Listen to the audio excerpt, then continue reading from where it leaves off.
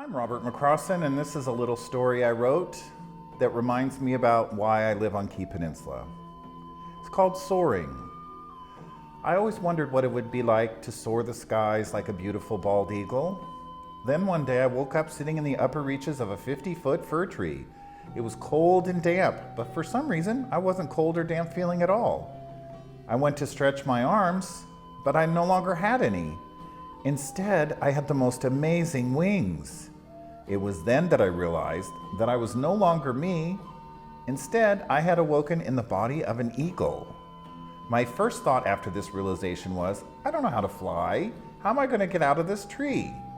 But almost like magic, I spread my wings, leaned forward, and I was aloft. The wind and rain against my face felt amazing. I tried not to look down, but before I knew it, my wings were flapping and I was landing on a log on a riverbank.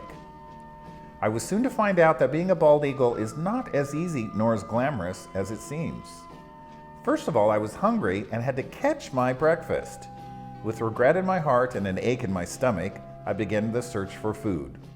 While my inner self had no desire to eat raw anything, my new eagle instincts kicked in and down I went, talons outstretched into the river, and splash, I had a fistful of nothing.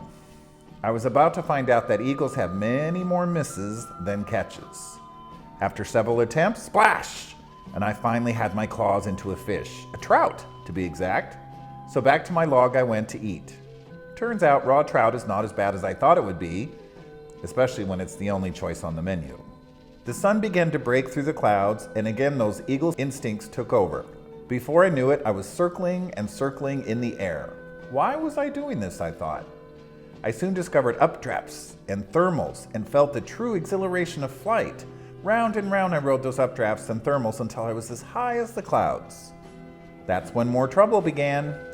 Right in front of me was an airplane full of people. The plane pulled alongside of me and I could see people gawking at me and pointing their cameras at me. However, the turbulence from the plane disrupted the air I was soaring in and I dropped nearly 100 feet in a matter of seconds. When this happened, I just decided to continue to glide down to earth, happy to be away from the paparazzi. It's tough being a national symbol and being an object of adoration all the time. You can't wake up with a bad feather day. Someone's always admiring and taking pictures. No one wants a picture of a bald eagle with feathers all disheveled. As I was again perched on my log near the river, I suddenly heard a call from above. Papa, Papa, I'm hungry, feed me, feed me. Again, those eagle instincts took over and back to the river I went fishing again. After a few near misses, I again had caught a fish. This time, however, instead of eating this fish, I flew up until I landed in the biggest nest I'd ever seen. Here, I found two eaglets. I laid the fish down for them to eat and they both just looked at me and repeated over and over, Papa, Papa, feed me. That's when it dawned on me that I would have to tear off pieces of the fish to feed each of them directly. This routine was repeated over and over again throughout the day.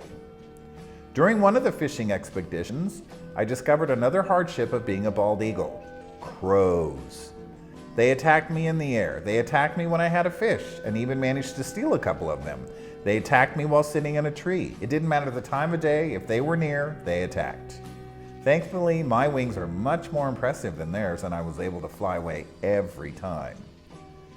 By the end of this incredible day, I was again hungry, but I had no desire for fish. And as I was soaring away from the river at one point, I saw it.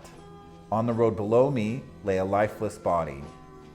Immediately, my response was to swoop down to take a closer look. What I found somewhat resembled a raccoon. The still human part of me recognized that this poor creature had been hit by at least one car and was killed. The eagle part of me just saw dinner. But getting down to it was easier said than done. Cars were whizzing by at speeds that I could barely comprehend. I took things one step at a time. First, I flew to the top of a nearby tree. As I sat there watching my dinner, I noticed that the cars were beginning to be fewer and farther between. Finally, I saw my opportunity and flew down to the ground nearby. I hopped over to the body and to my human horror, I ripped off a piece of flesh from the poor dead raccoon and practically swallowed it whole. It was just as putrid as you might imagine, but through the frequent interruption of cars, I was able to fill my belly once again. As the sun began to set, I looked back at the day I just experienced and came to the understanding that the grass is not always greener on the other side. What looks easy and beautiful to one can be onerous and ugly to another. Soaring the skies may seem like the most amazing experience, while in reality, it may actually mean basic survival. As I found my place in the trees and began to inch towards sleep, I counted my blessings, both as a human and as a bald eagle. Being an eagle is no easier than being me.